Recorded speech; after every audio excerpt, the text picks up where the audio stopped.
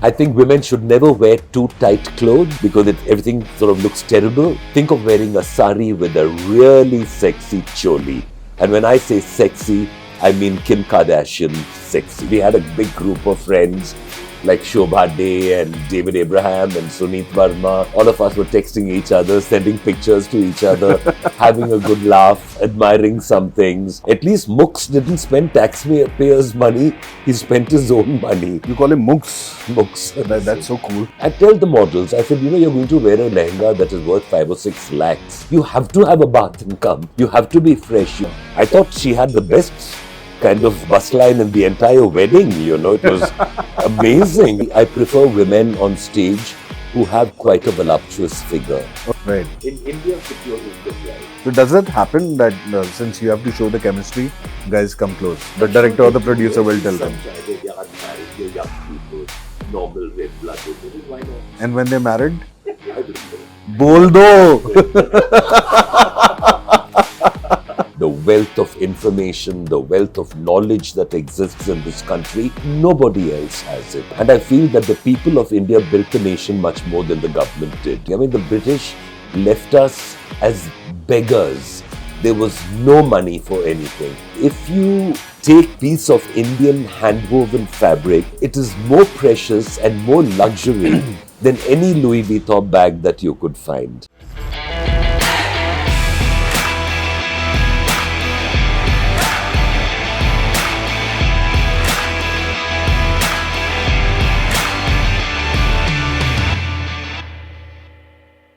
The Style.World presents the Tuhin Show, Icons of Bengaluru. Today we're talking about fashion. Whenever we talk about fashion, you talk about fashion designer, models, clothes. But there are people who are behind this fashion. They're stylists, they're consultants, there are choreographers, and there is one person who's a mix of all of these things. He's a fashion consultant, he's an image consultant, he's a choreographer, he's a stylist. He is the OG of the fashion industry in India, not just in Bangalore, in India. He is Prasad Bidapa. Thank you, Tuhin.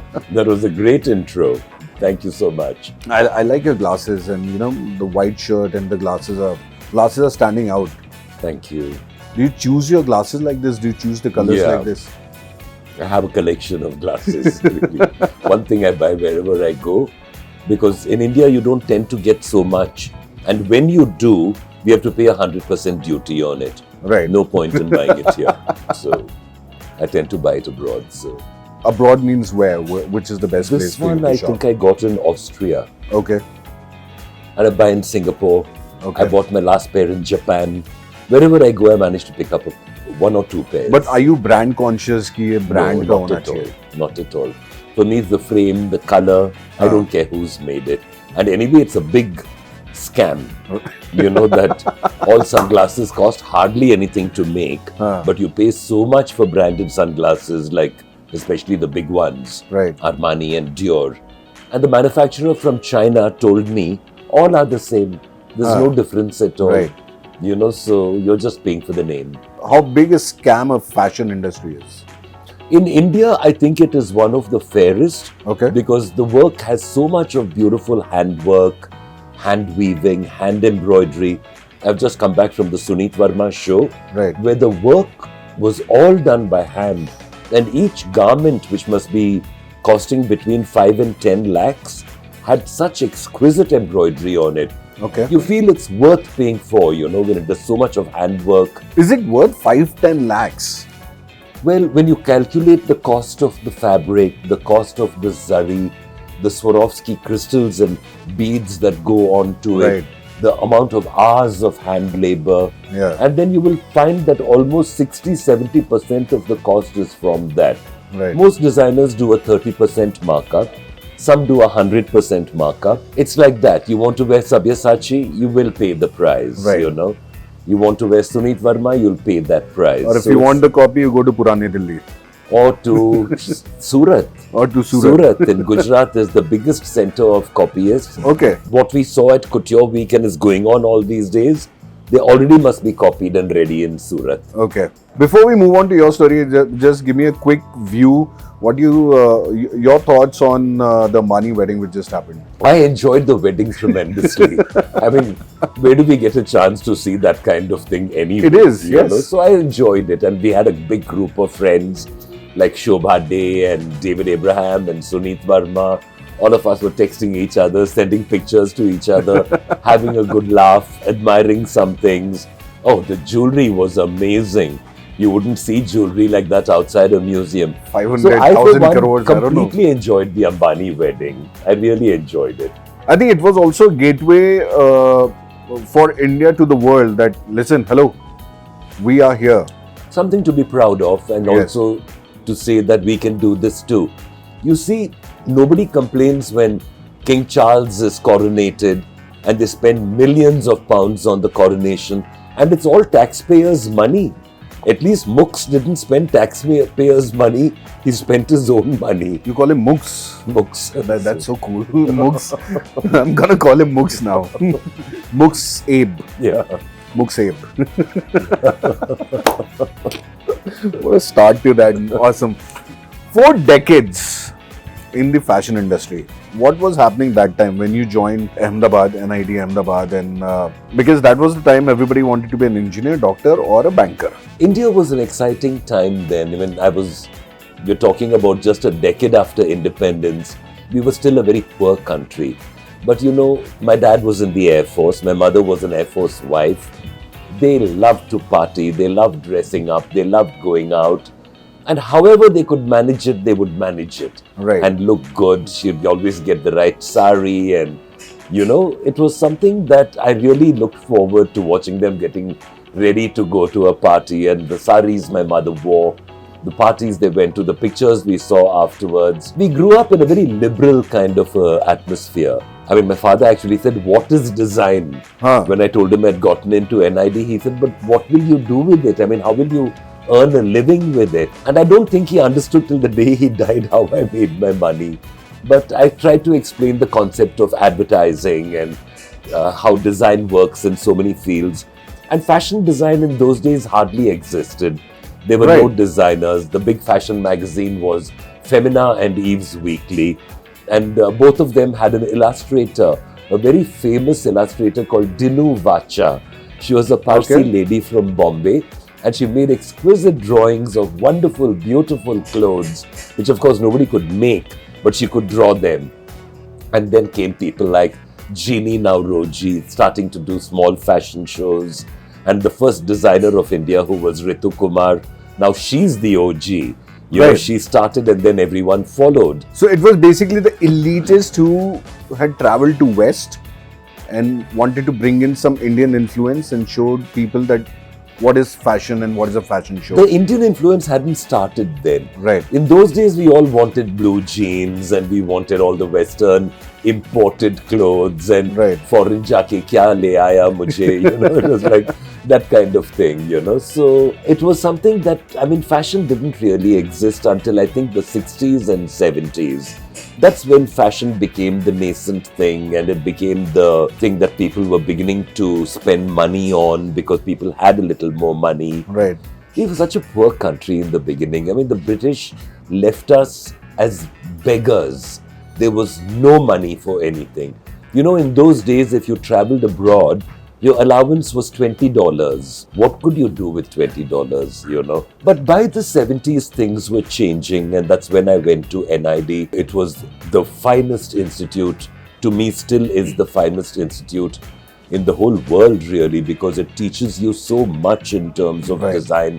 We had faculty from all over the world teaching. Helena Pierentupau teaching textiles, and people like Martan Singh coming in to take workshops. Kamla Devi Chattopadhyay was one of our teachers. Pupul Jaikar was one of our teachers. I mean, we were so fortunate. One of the reasons why I'm so interested in handlooms and the handicrafts of India is because it was these great teachers who inculcated in us the feeling that we have a responsibility towards the textiles and craft of this country. Plus the rich craft of India as well. A lot of things are happening in India. Such a fabulous country that way. I mean, really, the wealth of information, the wealth of knowledge that exists in this country, nobody else has it. we really have something fantastic. So it was these teachers, and my batch was also very talented. I had David Abraham, Rakesh Thakur, Archana Shah. These were our classmates, and these were all people who would go on to becoming some of the greatest designers in India. Today, Abraham and Thakur, who finally became business partners also, are the ones whom I feel have truly explored indigenous textiles. They've studied the textiles of India, and they've created a global product with it, which is exported all over the world today. So India's potential is still, I think, huge, and we have not even tapped 20% of it. There's still more to come. So there was a lot of hard work behind this glamorous life. Yes, always. See. Because, I was actually doing fashion shows even in college. Because I had done my degree in Bangalore before leaving for Ahmedabad. And I was at St. Joseph's College. And it was a great college. They'd encourage us to do fashion shows at the many cultural events and the intercollegiate fests that we used to have. So we always did a fashion show. That's where it began for me. And then the other colleges would ask me to do some fashion shows for them, like Jyoti Nivas and Mount Carmel. That's how it became my business, really. And then when I went to NID, and then the formal schooling started, learnt about graphic design, we learnt about, animation, we learnt about the different materials you could use to make crafts, and we learnt so much about the textiles of India. But coming back to Ahmedabad, it was really a mill city. It's the city where denim was first produced in the country. Arvind Denim, that was the first denim. And they gave us fashion shows to do at NID, and I choreographed shows, and we built the stage and built the ramp and did the shows on the lawn, and we had so much of fun doing all that. So, life sort of went on, and then I decided to come back to Bangalore, and then I joined an advertising agency. And I learnt about advertising, and then I opened my own agency. I was very lucky because I got clients like Dinesh Hinduja of Gokuldas Exports. I got Mohan Singh of Indal. I got such wonderful people, very encouraging, very wonderful Madhura Garments. So what were you doing for them? You were doing fashion shows for them? We were doing advertising for them. And fashion shows. I mean, for Gokuldas Exports, Dinesh Hinduja was the man who started The Warehouse, which was one of the iconic fashion brands of India, which started in the 80s. And The Warehouse, I was lucky enough to work with them. And I went from one store to 61 stores, by the end of the time I worked with them. So all my learning in fashion, my learning in retail, my learning in image consultancy comes from those days, actually. Worked with wonderful people who taught me so much and who were so generous with their knowledge, Dinesh Hinduja, I'm in touch with him till today. And I never miss a chance of telling him how much he means to me and how much he taught me, So he always laughs and he says, "You've made me very famous with all the articles you've written." But it was wonderful. It was a wonderful time, a time of great learning. And then I realized that I wasn't enjoying the advertising so much. I wanted to be in fashion. Then one day Dinesh actually said to me, he said, shows are becoming such a big thing. You need to step that up and do more work with it. And then we started doing shows all over the country. I was very lucky that the government of Karnataka started supporting me. The silk industry over here supported us a lot. Sent me to Delhi to do very big shows at Pragati Maidan in those days. We used to do 24 shows at a stretch. For 2 weeks we would be in Delhi doing these shows.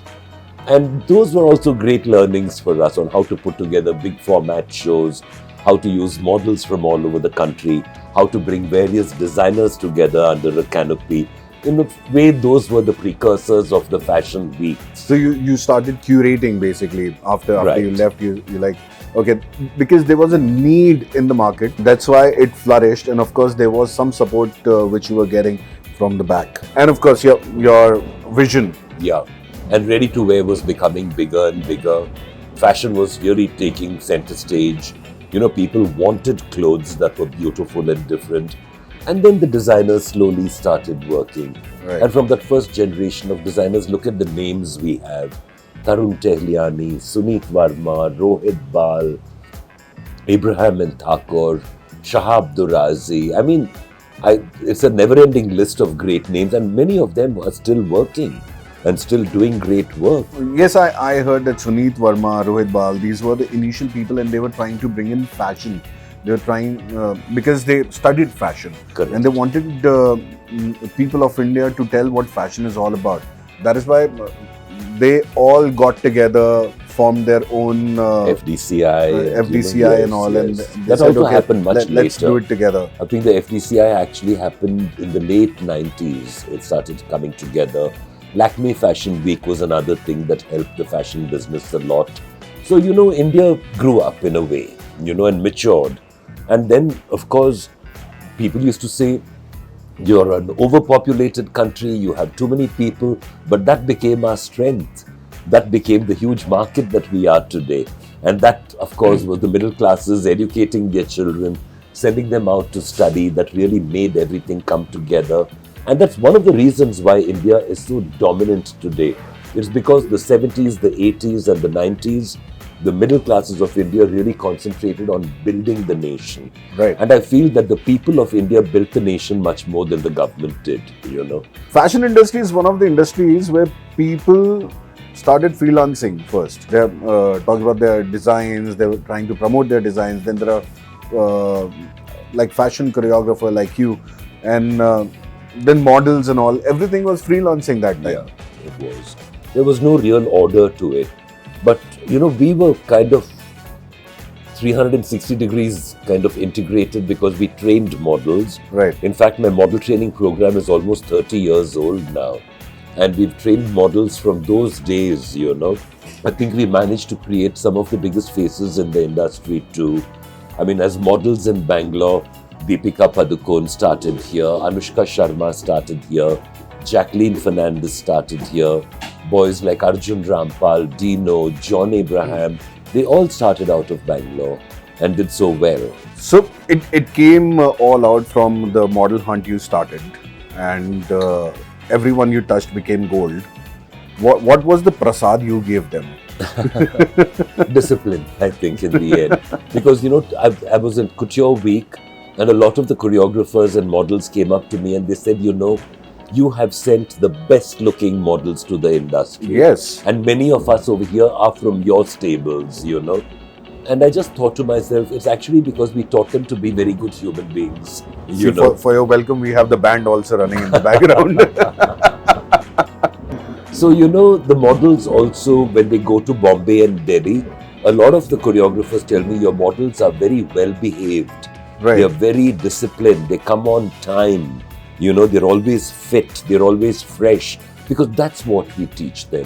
I tell the models, I said, you're going to wear a lehenga that is worth 5 or 6 lakhs.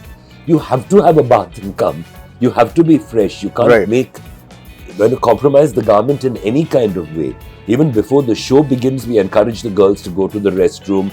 We keep rooms for them in the hotel where they can shower quickly. Right. They're tired at the end of the day. It's only natural. It is. So once they start makeup, and before they start makeup, we make sure they freshen up again. We're very particular about that because to me, it's one of the great markers of, a good model is how fresh they are. And also look after their health and their body. Very much. It's after Madhur Bhandarkar made that film called Fashion, we had to fight against stereotype. Everyone kept saying, ye sab log drugs lete hain, they party like crazy, they have so much of sex, they do this, they do that. And I say, if we did all that, who would have the time to get any work done? Right. And how can models look so good on stage if they're drunk all the time or stoned all the time? I mean, they do drink. Models do drink. The drugs, I don't know. Maybe some of them do it. But for the most part, we will not tolerate it. You're covering that right now. Not really, because see, young people, you can up to a point tell them what to do.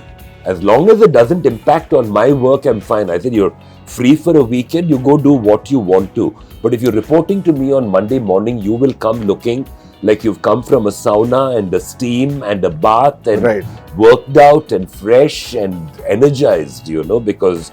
And we're also very careful with the models. Some of the choreographers will call them at 6 a.m. in the morning and very early in the morning. So by the time the show happens at 9 o'clock in the night, The poor girls have been there 15 hours already. Right. That's not fair by any kind of labor standards. So we make it a habit to call the girls around 12 o'clock in the afternoon so that they get a very fresh and long morning to get ready also. And then after we finish rehearsals and fittings, we give them a 2-hour break and then makeup and hair begins. Right. So they are all fresh at the end of the day. And for me, that's very important because if the model is looking tired or drained, if the pictures are going to suffer, the video is going to suffer. This is what I've seen in the fashion shows as well, that fashion shows is not just walking on the ramp, it's also running behind the stage. Because I've seen the model is walking nicely, goes back and starts running, change, get into one. Because I hosted one full day long event and there was a call coming from backstage, can we take a break? So I took a 7-minute break, reading all the sponsors and everyone. Because I could understand. We were just running and all the models, they must be like, hello. Sometimes you need 5 minutes more, Right. And that's where MCs like you come in very useful because you can wing it and come up with some ideas. And I'm running out of ideas. Like, call some people from the audience and interview them on stage. Just make some time happen, But this is it, because it's such a high-stress job. I mean, look at a typical model's day.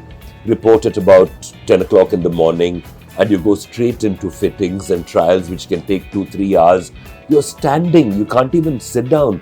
You're wearing heavy clothes. Some of these bridal lehengas weigh tons, And then you're given lunch, but then you go to hair and makeup. And once you're in hair and makeup, you can't relax. You can't lie down, you can't do anything. You just have to sit there and wait for the show to begin, which might sometime begin at 7 o'clock, sometimes at 9 o'clock. And some fashion weeks begin even at midnight. The more disorganized ones, those are. ये तो बात हुई models की, fashion designers की. Let's talk about you. Let's talk about the fashion choreographer and the stylist. Everyone comes to you. You're the OG now because you started at that time and you're still being relevant, standing up, creating new things. How is that choreography happened? Like, how did you define fashion choreography? Well, you see, what happens is that when you have a bunch of, say, 14 girls in a show, someone's got to decide what the movement of the show is. Right. And I've always had a talent for creating a story. I know how to put garments together to show them to advantage. Very often I advise designers and I say, if I may suggest, why don't we start the show with simpler clothes and end it with the more elaborate ones? Or in some cases, start with some elaborate clothes, then move into simple but end with elaborate. So I have a styling brief, which I like to explore with the designer. So now we get the girls dressed in the first collection and we line them up. And I stand with the designer and I say, look, we could start with this color blocking, we could move into this and end with this look. So they tend to follow my advice because many of them trust me. We as show professionals, we know lighting, we know stage plan, so we know what's going to look good. So very often I tell a designer, these last 6 garments, let them come together so we get a picture of all 6 because it tells a beautiful story. So my choreography is very often geared towards photography and videography. Having said that, it's not a very complex kind of a job. And in fashion weeks, especially when you're dealing with maybe 3 or 4 shows a day, and 4-5 days of work, there you've got to really be on the ball. So I'm telling all my production people, even the shows have to be presented in a certain way. You've got to really make sure that if the audience is coming from early in the evening to late in the night, that they stay engaged, they stay fresh. Right. Let's move fast, let's not drag the show, let's keep it going quickly, So there are certain things we learn along the way and bring to the table. How a stage is set in theatre as well? Well, today stage design has become a very important thing, but not many people pay attention to it. Right. But stage design to me is the ultimate showcasing. It's like putting a beautiful diamond in the right setting. So sometimes I see some of the big designers abroad also just doing walkthrough shows. I feel that they're making their clothes look very ordinary. They're not giving it that pomp and splendor sometimes that formal wear needs. You can do that in a casual show, but casual shows are mostly about brands. So we do a lot of brand shows for the top brands in the country, like Marks and Spencer or Mango or anyone Forever New. I mean, we do a lot of work there. And those are different from designer shows. They're massy, I would say. But also important because this is what we all wear. Right. What's the biggest show you have done, like creativity wise? The biggest show of Prasad Bidapa, which you remember? I think for me, the largest formats would be the government partnerships, where we work with different governments like Rajasthan, Uttar Pradesh, Karnataka. I've worked with Telangana, then we work in Bihar. And over there, the shows are about my pet passion project, which is about khadi and handloom. Right. So the Rajasthan government, for example, under the tenure of Vasundhara Raje ji, she called us in and she said, you know, Rajasthan makes some of the most beautiful textiles in the world, but somehow we are unable to scale it up. Sales are down, designs are stagnant. What can you do for us? Right. For me, it was the project after my own heart, and I said, we can do a lot. We will bring some very talented designers to the table to work directly with the weavers or with the printers or with the dyeing process people to create new ideas, new looks. She said, I want to do this project. Okay. She gave me a 4-year contract, which became a 5-year contract, and then the government changed, unfortunately. But in those 5 years, we achieved a lot. We managed to bring designers like Rohit Bal, Abraham and Thakur, Ritu Kumar, Tarun Tahiliani, all of them to the table. They worked directly with the weavers. They showed them how to use international color palettes, showed them how to use color forecasting. And we insisted that the weavers and the artisans be given equal importance to the designers. So sometimes, like for example, Ramkishore Derewala ji in Rajasthan is one of the greatest block printers of our time. Right. He's a Padma Shri Award winner. And his collection was beautiful. And he needed no intervention because, you know, it was already so beautiful. But where we did help him was in creating garments out of his clothes or grouping his saris in a certain way, and then showed him as the designer. Right. And at the end of the show, when the models walked down with the designer, it was the weaver in the middle walking down. Wow. And for them, it was a life-changing experience because we were giving them the importance that they needed. So for me, doing that in Rajasthan, in Telangana, has been, I think, the most important part of my career and done some of the shows I've enjoyed doing the most. Right. You know, I always had this thought that I like Kanjivaram sarees. Okay. My mother has got a lot of Kanjivaram sarees. And I want to wear all like flashy clothes and all. How about making a jacket out of a Kanjivaram saree? Or a shirt out of Kanjivaram saree? That is like a different thing altogether. Well, that's what we're calling upcycling today. Right. Say, for example, a Kanjivaram saree is torn and unwearable, but you can cut pieces of it which are still okay, and a sensitive designer can put together a beautiful jacket for you. Right. Give it the right lining so that it strengthens it up a little bit. Darn it in a few places if it needs darning.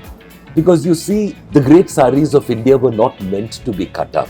Right. They were always meant to be worn as saris.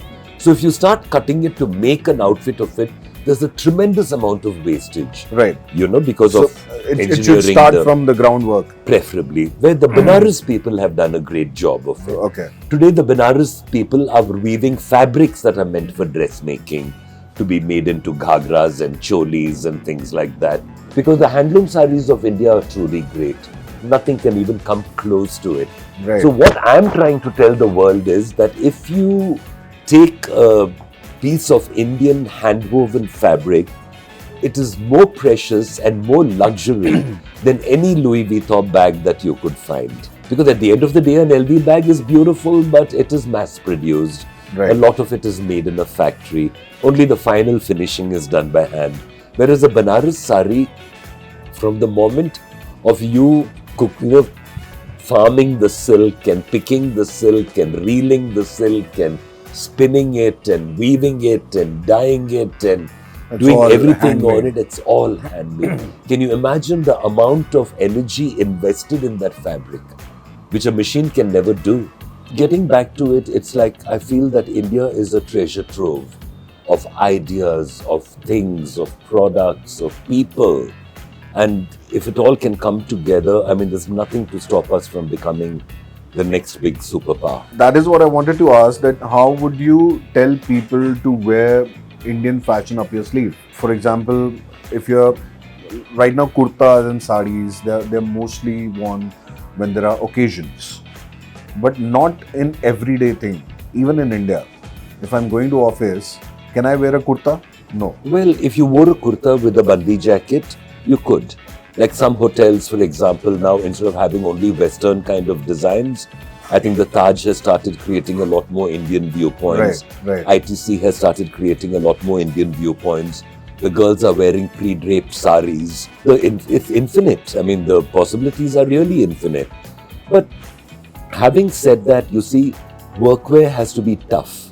And you need to be like in a situation where you're wearing fabrics that are easy to wash, easy to care for, which unfortunately khadi and handloom are not the easiest of fabrics to care for. So it's a bit unfair to give people this and then say, maintain it the way you could maintain polyester or anything like that. I can take a polyester shirt, wash it, put it on a hanger, it doesn't even need ironing. But khadi does need ironing. So I say always, keep a space in your wardrobe for the ethnic. Maybe weekend dressing could become something in khadi. In India, about 21% of the population are directly or indirectly involved in the business of fashion. From the farmer growing cotton, from the sericulturist growing silk. You know, agriculture is the starting point of fashion. And then the labor-intensive aspect of picking and gathering and processing, washing, and then comes the spinning, the dyeing, the weaving, and then comes the whole retail industry, the design and retail industry. So you can imagine how many people are involved in this. And this is where I feel the government is being a little short-sighted. They don't encourage this enough. You know, our focus is on mechanization and modernizing everything, whereas our traditional arts are enough to keep 20% of this country happy and employed. And we could cut unemployment rates by a lot by encouraging people to come back into this sector. Today, weavers' families are finding that the children and grandchildren don't want to join the business. They've seen their parents struggling. They see how difficult it is to make a living. Right now, it's actually one of the best times for handloom. The business is booming. Sales are excellent. And now the second generation is coming back. And that has been due to the collective efforts of all the designers, the government itself, of Prime Minister Modi wearing khadi so much. You know, it popularized it. And that was a very, very good thing. Without being biased, give your honest opinion. What do you think about the Indian contingent dress design at the Olympic? Well, there's a backstory to that because Tarun Tahiliani is a very good friend of mine. Don't take sides now. You have to tell me. So I spoke to him. I wrote an article for Indian Express. I'll share it with you later, where I defended the fact that he did not really have a free hand. Nobody told him, oh, you're Tarun Tahiliani, so you can do what you want. So his first sketches that he sent to me were very beautiful. The men were beautifully attired in bandgalas and bandis, and the women had a kind of a Indo-Western kind of a garment that was inspired by the sari. And the briefing was given to him barely a year ago. Considering that the Olympics comes once in 4 years, the ministry could have started work on it earlier. They did not. Year before the Olympics, they started the project, and 2 months down the line, before anything was decided, elections were announced and the ministry dissolved. And then by the time they came back, it was a new minister because the earlier one, I think, had lost the elections. There were like 2 months left, and they had issued a diktat saying that the girls have to wear saris and cholis and the boys had to wear kurta pajamas. How much scope does that leave you at the end of the day? And there was no time. So I think Tarun found himself in a position where he had to follow the instruction and go into production as quickly as possible to make the deadline. So I really had to sympathize with him on the whole thing, you know. And I spoke to various people like Shobha and Sunit Verma, and we discussed the matter, and you know, we really felt that in very many ways, you know, India leaves everything to the last minute. And that's not fair to anyone concerned. You know, I mean, right now, they should be working on the next Olympics. Right. And saying, get started. Nothing to stop design processing, you know. Right. They can identify the designer, start getting the look together, get it approved by various departments, and a year before the Olympics, go into production. Those poor Mongolian people who looked very smart in their clothes must have been sweating profusely, you know. And then it rained on top of everything else. Luckily, the Indian contingent was wearing viscose, which dries in 5 minutes. So, I think it was all good in the end, you know. I mean, I don't think that our national flag has the best colors in the world or the best design in the world. But given all those limitations, you do what you can do, you know. So that was, I think, a sad thing, really. Instead of the block print, there was a screen print. A screen print. You know, it was actually a weave. The ikat is a woven form, which takes a very long time to weave, because ikat is done when the threads, before they are woven, then you do tie and dye on the thread before, and then when it's woven together, the pattern comes together. So you can imagine how labor intensive it is. Right. So they said, "Nana, inspiration karenge, we'll just take the inspiration." I mean, you know, everything could be better in hindsight. You can always be critical. Right. But I genuinely felt that at this point in time, Tarun being one of our most senior and very respected designers, he has nothing to prove. So let's talk about Bangalore. I was talking to Manoviraj also, and I think Bangalore is divided into 3 eras. Before Malya, during Malya, and after Malya. What was that era all about? Oh, it was fantastic, because I knew Vijay Mallya from the day he moved to Bangalore and came to live over here, and I'd met him right then, and you know, we partied a lot together, introduced him to a lot of people together, and he went on to becoming one of my best clients. See, talking about Malya, the breeze became hard, man. I mean, it was really the golden age of parties in Bangalore, you know, and it was a fantastic time, and he was a wonderful guy. I mean, he really had a zest for life, and you know, people sort of conspire to bring you down, and I think that he had many forces working against him, people in government, rivals, and somehow he also, you know, I think fell into the trap sort of, and you know, it didn't end very well. But I look back on those times as being something that was very significant, because one of the projects I did for him was called the Kingfisher Awards. Right. I had gone to him with a concept for the Kingfisher Awards to say best designer, best model, because the fashion industry had no awards of its own. The film industry had 90 awards, television had 200 awards, but the fashion industry is 0. And I said, you know, Vijay, we have to rectify this. And he said, I completely agree with you. Gave me a fantastic budget. And for about 5 or 6 years, we ran the Kingfisher Awards. We awarded people like Deepika Padukone, John Abraham, designers like Rohit Bal, Abraham and Thakur, Tarun Tahiliani, so many of them, you know. It was really, I think, a very beautiful time. And I traveled the world with Vijay Mallya. I went to Africa, and I went to London, and I went everywhere. It was a fantastic time. And I still respect him and I adore him, really. In fact, just last week or the week before, there were some rather funny cartoons in the paper. So I photographed it and sent it to Vijay, and we had a good laugh about it. But he was truly a wonderful man. Truly a wonderful How's he man. doing? Doing very well. Doing very well. The government is taking care of him there. Yes, I mean, he does well. He's sort of, you know, gotten into trouble over here, but nothing that I think ultimately they will sort it out. I mean, there was a lot of bad blood and a lot of feeling against him at one point. But I think he really was a victim of circumstances more than anything else. Talk about your Kingfisher Award. Were you paid for that? पैसे पूरे मिल गए थे आपको? Yes, we got paid for everything we did. For everything we did. काफियों को नहीं भी मिले थे ना पैसे. I don't know. There was some talk about the airline people not being paid, but I don't know what. I think that was also resolved later.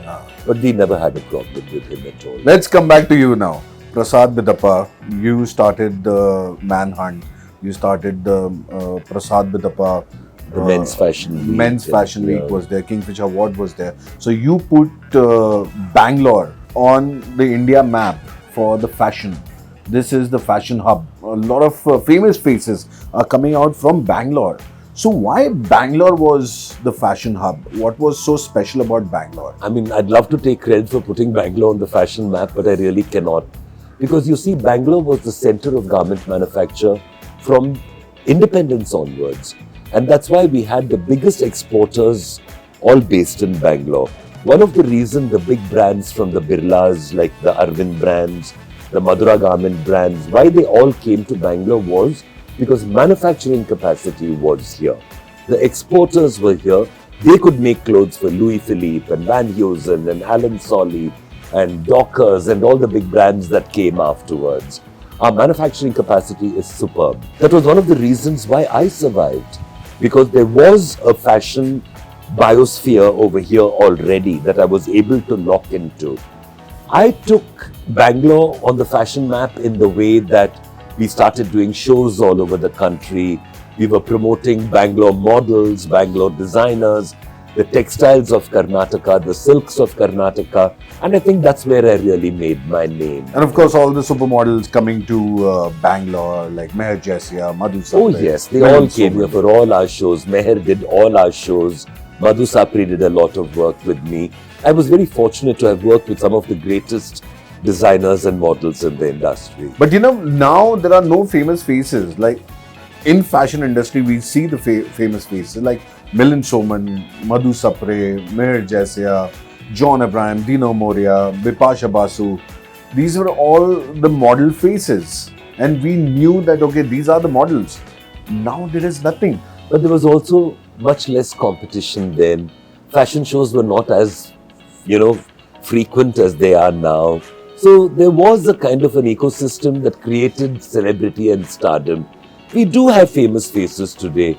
For example, when I sit with my colleagues to put together a model list, we know that the supermodels are like Lakshmi Rana and Sonalika Sahai, Deepthi Gujral. These are the girls that we want in shows because they're so recognizable. And when media takes a look at the show pictures, they tend to choose the pictures of these girls. Okay. So Soni Kaur and Candy and so many of them are, still considered to be supermodels. Among men, not so many, but we have Ori. So, Ori is the new supermodel of time. I think he's very sweet. Okay. And, he sort of was doing a little interview about how Justin Bieber came up to him and sang the song to him and twice. So, these are the new stars. These are the media stars of Instagram and Facebook and that's where we are at with today. so much of fashion in India, Justin Bieber could have been dressed properly. That's his style. He's not going to listen to anyone.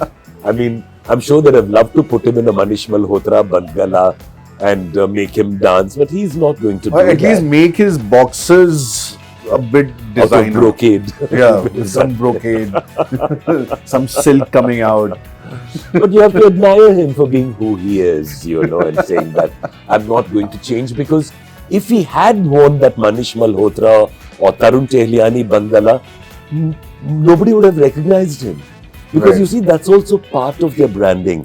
The way Kim Kardashian's boobs are part of her branding. Yeah. I thought she had the best kind of bus line in the entire wedding, It was amazing. I just thought to myself, she has a team of makeup artists just for her bosom. So Let me correct perfectly you made there. up. A good bus line without a chunni or something. Yes. She's not going to cover up anything, not after having spent so much of money on it. But it was really, With great powers comes big responsibilities as well. And there are people who will pull you down and play politics with you.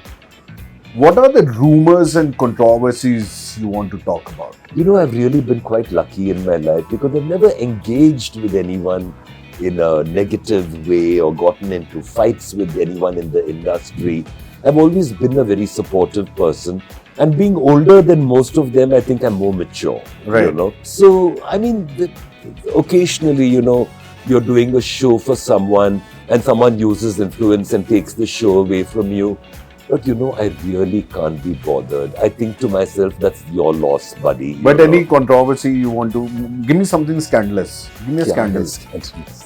Because I've heard if there is a rumor about Prasad Bidapa, it could be right. I couldn't be bothered. I know two stories only. I know that 2009 casting couch story which were doing the rounds.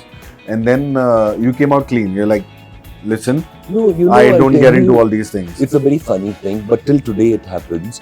The models that you don't promote will always speak ill against you. Acha. It's like part of the game, like you're not giving me work. So, they justified by saying, oh, he wanted something more, he wanted sex, he wanted this, he wanted casting couch. It's easy to say these things, but very difficult to prove. Right. So we just have to turn around and say, so when, where, how, and it falls apart completely. And most people don't even bother to fight back, I mean, look at all the other choreographers in India today. So many people speak such rubbish about them. The girls, the guys, everyone. They speak about the models being hookers on the side. How much do you fight back really at the end of the day when something's not true? You know it's not true and you don't bother. Right. Recently, one boy said to me, oh, I know that you all didn't choose me for Mr. India because you all have got a setting with someone and you all have taken money. I mean, what are you talking about, At the end of the day, the boy who's won is 100 times better than you. So are you saying that you're better? Then come on the platform and compete against him. So some people tend to badmouth you, but I've always found it's the ones who don't work with you. Yeah, I mean, about Dubai also, for example, was a complete and utter mistake in terms of, they found that weed in my bag, in an outer pocket of my bag. God knows how it got in over there. It was just nothing. It was like one little gully like that. Must be and really, so I figured out because, where we had come from a Calcutta show, and the night before I left for Dubai, I was in the hotel room and the party was in my suite. So there was weed going around and liquor going around and all that. And somebody gave somebody this weed who smelt it and said, this is really bad shit, and threw it into the wastebasket. To my bad luck, it falls into. I had a long duffel bag. माल भी अच्छा नहीं मिला, माल मिला तो. It was the worst thing you ever saw. So smelly, And he throws it and I think it fell into my bag that way. Or the next morning someone may have found it and while packing in a hurry and shoving things in, that also may have gone. So they check my bag in Dubai and they keep saying, no, there's something in your bag. They've opened everything. And finally he says, okay, go. And the duffel bag goes into the x-ray machine. And then he sees the bahar ka zipper. And then he opens the zipper, takes it out and he says, what is this? Sort of like they were also very fair, because it was such a small quantity. And they also treated us extremely well. I mean, I must say that I'd say hats off to the Dubai government for the way. Did you go to the jail there? No, thankfully. They just put us in a detention center, which is like attached to the cop station. Okay. Air conditioned, television. Biryani food. Was there? I came back 5 kilos down, feeling very happy.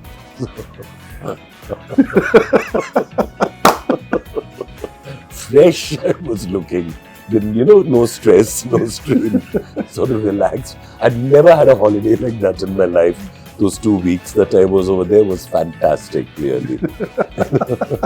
And then I came back and I remember I had to call a press conference to tell the press about it. And the Hindu wrote an extremely funny story about how I'd just, had such a wonderful time. And I wish I could get my hands on that article again. It was so well written. I'm sure it must be somewhere, I can definitely find it. Do you think people are more sensitive now as compared to before? No, I think they're thicker skinned now. I think people were much more sort of sensitive in the old days. Today, no one gives a damn about it. Really? And what do you think about body positivity and, diversity in fashion? I like diversity, but I'm not so sure about body positivity because I have spent decades telling models to be fit, to be thin. And then some overweight person comes and says, I'm like this, so put me in the show. So what have you done to deserve it? Did you get overweight deliberately to become a plus size model? I can understand someone being big made or having a very funny kind of a figure or being shorter than normal. I can understand that kind of thing. But for someone who is spreading an unhealthy body type, I will not agree with that. Okay. I will not agree with that because, obesity is becoming a bigger and bigger problem in India and it is going to kill a lot of people. So, this is what I see, the trend when people talk about body positivity also and they put people on the ramp, which is okay. So, there is a thin person and there is a plus size person. What about the person in the middle?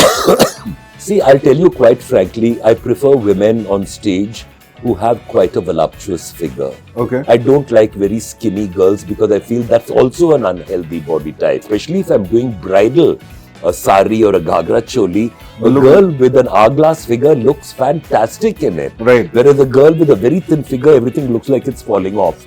So I like a healthy body type, and I like people who maintain themselves well, who exercise and make the best of themselves. We see these days now the kids who are like broad figured, I would say, would wear tight clothes as well, with the midriff showing, but the midriff is falling outside the jeans. You would be wearing a tight jeans and a tight shirt and everything coming out. Yeah. So do you agree with that? That is okay or not? I mean, if it makes you feel good, why not, kind of, and if sort of like, one thing I've realized about Indian men is that they do like that kind of a figure. It's, I think, the Savita Bhabhi kind of figure. That is different. This is different. That's the hourglass figure you're talking about. But there's Savita always Bhabhi. Girls like that from West Delhi always have a boy from East Delhi walking with them. When did you see Savita Bhabhi? When love. did you come across Savita Bhabhi? When did I come across Savita Bhabhi? When was she's a 90s thing, no?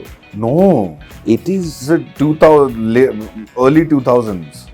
It was a graphic novel kind of thing. Someone must have shown it to me. I mean, I don't know. In those days, no net and all that. No, you couldn't go online and see anything. Someone actually had to show it to you. It was a graphic, pornographic depiction, which was Savita Bhabhi. A cartoon. Yes. But how was it shared? So initially there was a website, savitabhabhi.com, and then it got banned. I mean, I wasn't that familiar with it, but I thought it was wonderful. It was really sort of a sex symbol who was totally Indian.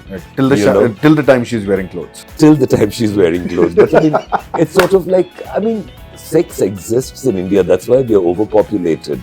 Half the time, most of the people have nothing better to do, so they fornicate and produce children. And there was no TV in those days and no malls to go to. So everyone stayed home and switched the lights off at 9 o'clock and screwed, it was like that. So you had a lot of babies. But I mean, I like India's attitude towards sexuality. And I really think that we were very, very open-minded people who really understood a lot about sex. And then the British came and spoilt all that. They gave us this Victorian morality. Ladki ko aise ghum nahi sakte. She cannot go out dressed like this. She can't go out dressed like that.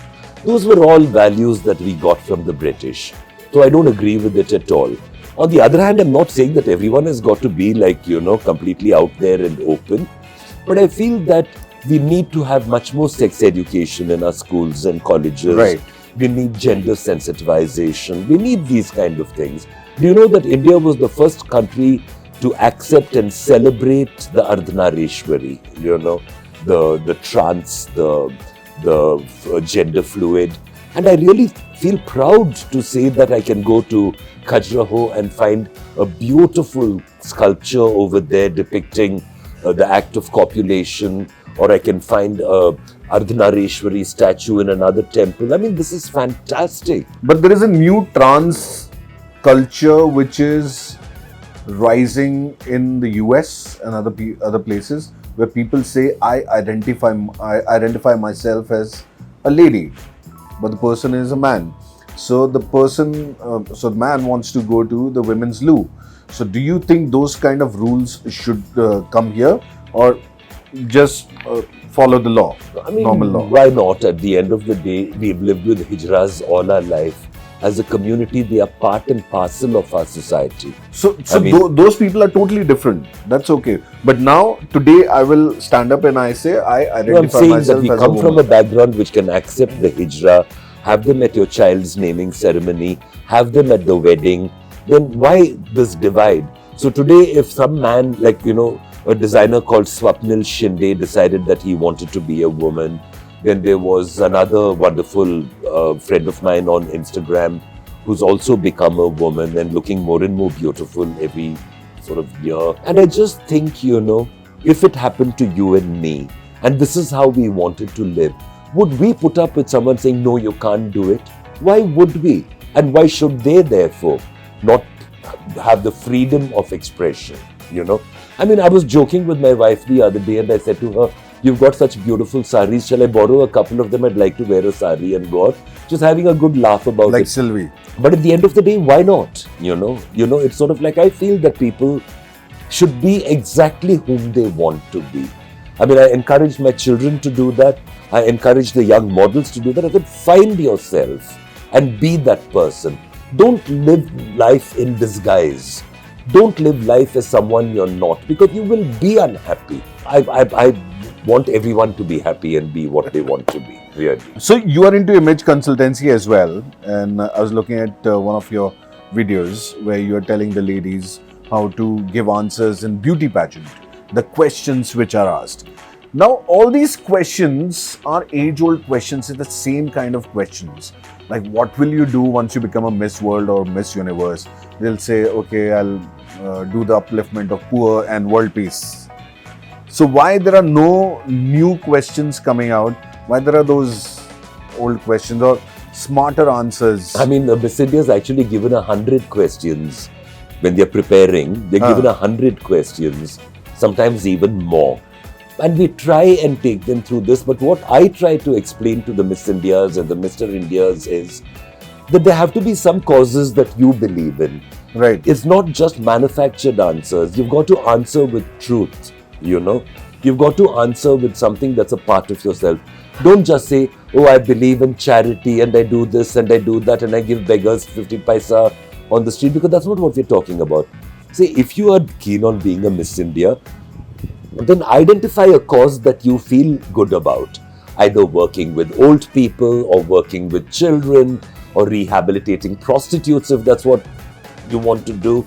But go out and do it. Experience it. Don't just say it. Don't just say it. And tomorrow when they ask you a question about it, speak from the heart. Right. This is what I train them to do. So that way, one of the most famous questions is saying, who is the man you admire the most? Who is the woman you admire the most? Right. I said, when questions like that come to you, it's actually the easiest question. But you're finding it difficult because you have not prepared in your mind and actually thought about, who is the man I admire the most? Could it be a Gandhi? Could it be a Nehru? Could it be a Brezhnev? Could it be Prince Charles? Could it be anyone? But think about it and think about why you like that person. So in our school, when we had the final day, so they have Mr. and Miss for that year. And somebody asked me the question that who would you like to clone? I was known as Amitabh Bachchan of the school that time because I used to do impersonation and all. On the stage, wherever I'm going, everybody is saying, "Hey, Amitabh, idhar aana," because you had the voice also. वो सब किया था वहाँ पे उस वक्त. तो उस वक्त खड़े होके मैंने बोला कि I would like to clone Amitabh Bachchan because I'm known for his voice. If there are more people like me, they should be known by that name, and something like that. The other people said Mother Teresa and Gandhi. So Mother Teresa won, and I think that was the time in early 2000. Wherever you say Mother Teresa, you will win the game. She became the go-to admiration person. So then we started training them up to say, experience these things. Understand that if you don't say the woman I admire most is my mother, because nobody in the audience knows your mother. Nobody can identify with her. But if you genuinely feel that you admire her so much, then come up with a good reason for the admiration. Right. Not just because she gave birth to you, but because she's either divorced and managed to bring you up by herself, then you're very justified in saying it. But don't just pay lip service and say, oh, mummy, because it has no meaning then. So we try to teach them to think in very positive ways. I try to make them think about issues and make them read the newspaper. We ask them questions at the end of the day about current events, bring up subjects like Bollywood, we bring up subjects like the casting couch, and we make them think genuine problems, and then they begin to answer much better. What's the funniest question you have heard? One or two of them have been quite funny. What would you do if you woke up one morning and found you turned into a man? Okay. That kind of thing. And I always just thought to myself, what kind of a question is that? Because, it's first of all never going to happen. Only in a Hollywood or Bollywood film it might happen. But if it did happen, how would you answer that question? I'll stand and pee. that kind of thing. So, I mean, I found questions like that very funny. You see, another thing that happens is some judges feel that they are like absolutely wonderful. Right. And they say, why should we follow your 100 questions? We'll ask our own question. So the sense of some kind of a googly at the poor contestant standing there and ask some really weird question that nobody's thought of before. But looking at the current fashion scenario, do you think athleisure has taken up the front seat and couture has taken the back seat? They're not the same thing at all. Couture only addresses the top 10% of the world. Right. In India, couture is the bride. Right. We don't have any other couture apart from the Gaurav Guptas of this world who will make an evening dress, because couture by its very definition means made to measure. Right. That means they take every inch of your body and measure it, and the garment is made for that measurement. Whereas pret-a-porter, which is ready to wear, we walk into Zara and something will fit us. Right. Because they've generalized the sizes. But made to measure is supposed to be luxury because it gives you the right neckline and the right hem length and the right fabric and the right everything. So it's a made suit for which you. is best for can be a couture, can be called couture. Which suit?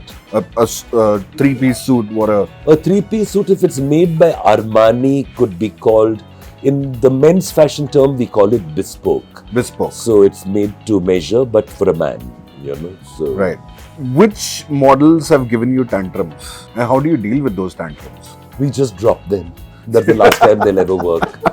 It's happened. I mean, some models behave very badly, and especially the ones who are not very experienced in the business, the ones who've been working for a year or two, suddenly feel they've become supermodels. The really good supermodels, I mean like a Meher Jaisi or a Madhu Sapre, will never misbehave. Noinika Chatterjee is one of the most well-behaved people I've ever come across. Nobody behaves badly in the business because that's the end of your career. Right. Nobody will touch you again after that. I'm talking about random models, who come into the business and a year later, because they've done quite well, suddenly get this head weight and become very, मैं तो success हूँ kind of. So does this happen a lot with Bollywood people? No. Yeah, I mean, the Bollywood people do throw a lot more attitude. But even there also, I find most of them behave very well. Okay. I can't think of a single actor or actress who's misbehaved with us. Like a Ranveer Singh or... No, never. Even a Kangana Ranaut has been so wonderful. The only thing Kangana said to me once was, I'm not coming down and doing rehearsal with all the models and all that. You come to my room and show me how to walk. Right. And what to do on stage. So we realized that it is true. You can't expect them to come and just, sort of do it in front of everyone else.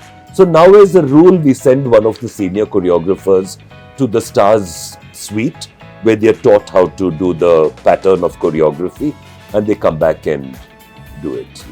Hearing that voice of yours, the first time I met you, I was like, wow, that's some voice, man.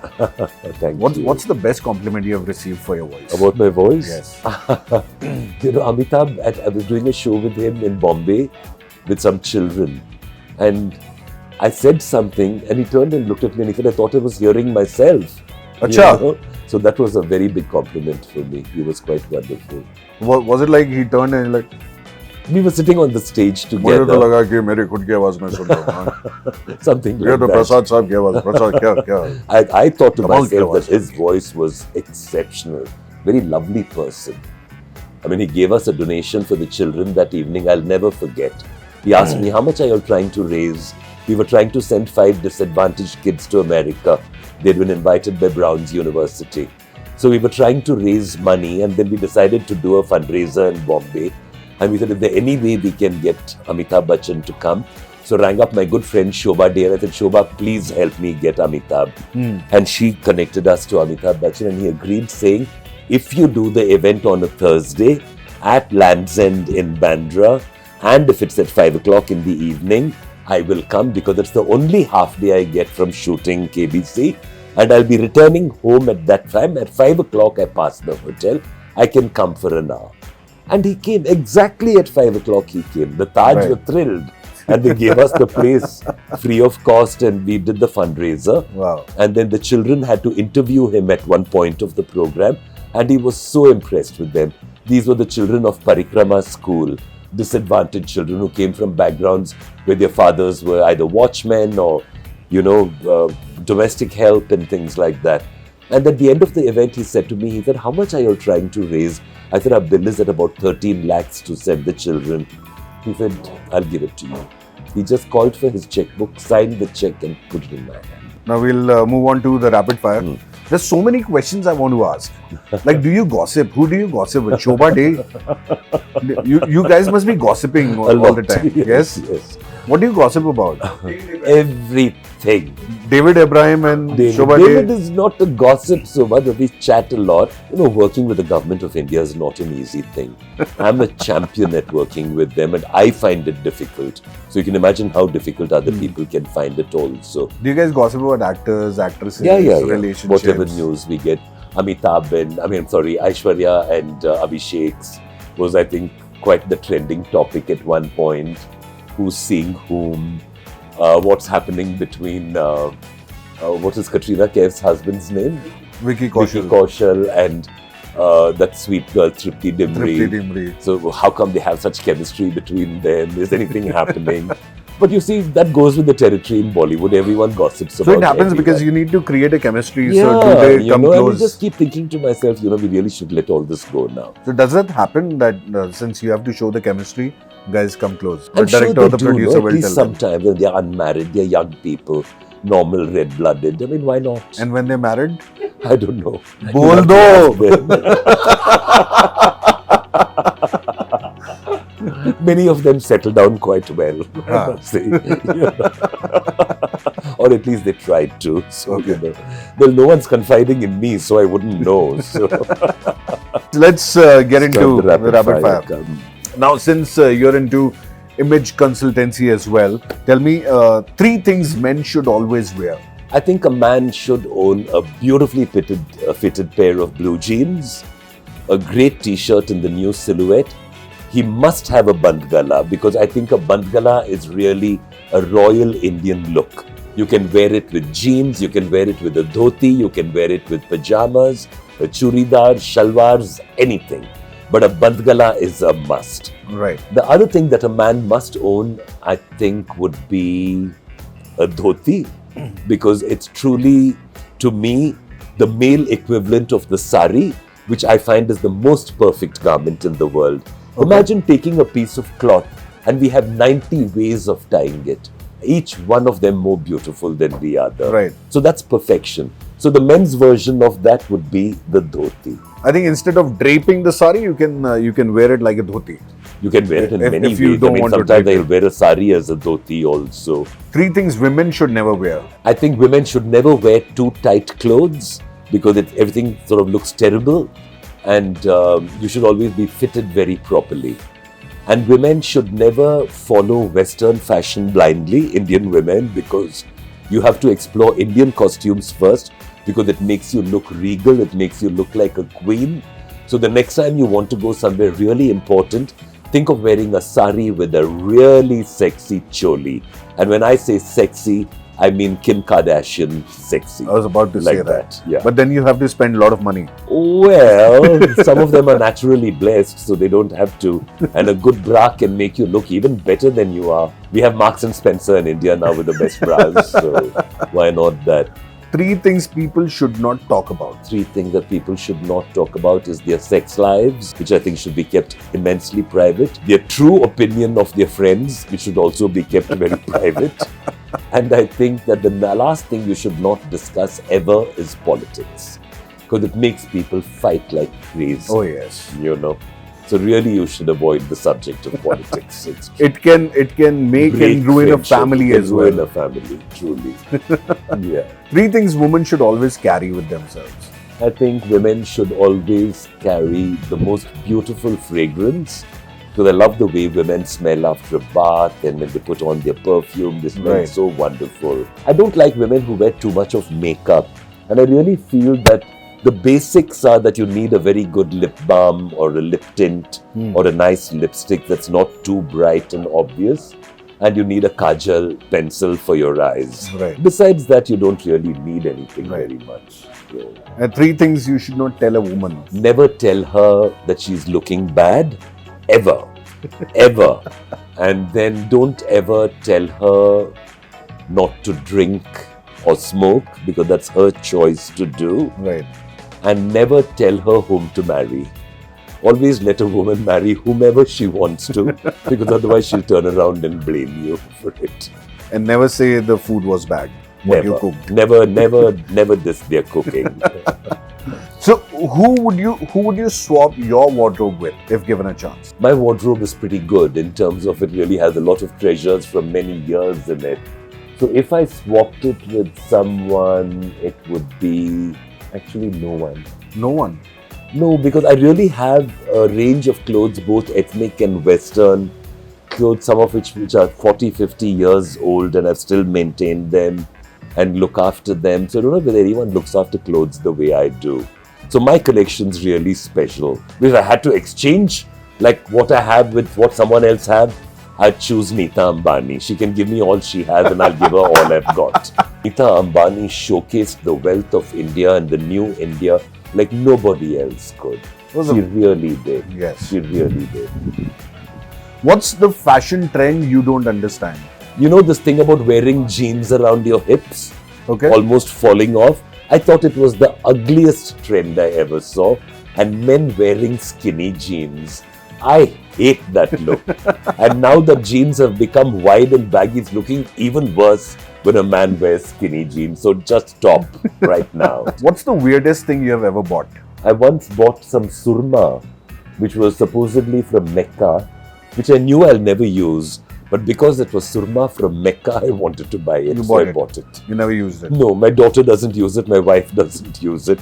But I have surma from Mecca. And the strangest item you own? Face vacuum cleaner, which is like supposed to take out all the deep-seated things. It's like an actual vacuum cleaner. Okay. Works on suction. And I bought it in Australia at the post office where they sell the most wonderful thing. So I told my boss that I said I must have that.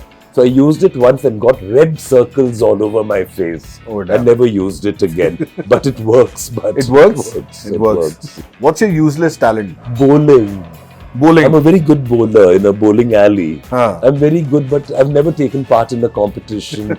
I've never won anything, but I'm a very good bowler. I've got very good eye-to-hand coordination. With your talent, you can throw all the pins down. Yeah, I actually can. I'm really good with it. A thing you have done before but will not do again? Not check my bags before flying. Now I'm very careful to check my bags anytime I'm flying anywhere. One last message you want to give to people? If I know that you have a lot of young listeners, Tuhin, young India coming up, and I want to tell them that they must believe in themselves, that each of them has a superpower. All they've got to do is find it, and they will be able to achieve anything they want to in their lives. Because we are Indians and we are the best. We are Indians, we are the best, and I'm sitting with one of the best, the OG, Prasad Bidapa, an icon of Bengaluru. Thank you so much for talking to us. Thank you, Tuhin. It's been a pleasure being on your show, and I'm looking forward to listening to myself on this. Definitely. And to you, of course, the Amitabh Bachchan of podcasts. So. Oh, that's a big compliment. Thank you so much. Thank you, Lovely Tuhin. talking to you. Thank you so much.